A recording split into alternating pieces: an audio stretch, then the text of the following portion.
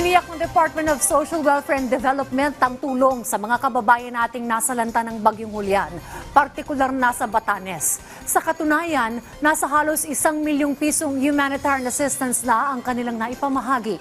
Si Ryan Lesiga sa report. Nakatutok ngayon ang DSWD sa mga pamilyang naapektuhan ng Bagyong Julian, partikular sa Batanes. Kasabay nito ang pagtitiyak na sapat ang family food packs at iba pang pangangailangan ng mga sinalanta ng bagyo. Once the weather improves, Yusek Marge, ipapahatid natin itong mga food packs na ito doon sa mga naapektuhan.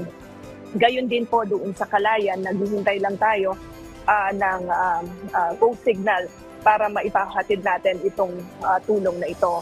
Ongoing yung coordination ng DSWD with the Office of Civil Defense para ma-access natin yung mga assets ng Armed Forces of the Philippines, air and naval assets yan. Tuloy-tuloy din ang National Resource Operations Center sa Pasay sa pagsasaayos sa augmentation na ipapamahagi sa mga lugar na dinaanan ng bagyo.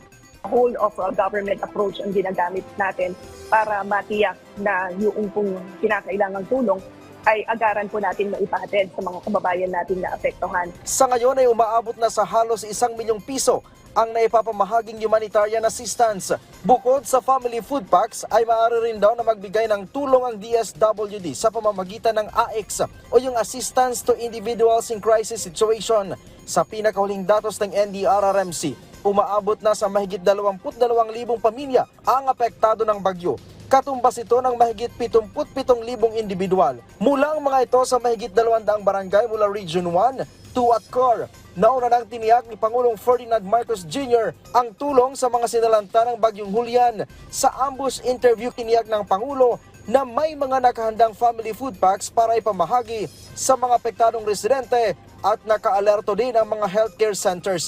Patuloy ding binabantayan ang epekto ng naturang bagyo sa kabuhayan ng mga kababayan nating magsasaka at mangingisda. Partikular na apektado ng pananalasa ng bagyo ang mga probinsya sa Hilagang Luzon. Mag-iingat po tayong lahat. Atin pong ipatuloy ang binabantayan na Bagyong Julian at handang magbigay ang pamahalaan ng tulong sa ating mga kababayang nangangailangan. Ryan Lesigas para sa Pambansang TV sa Bagong Pilipinas.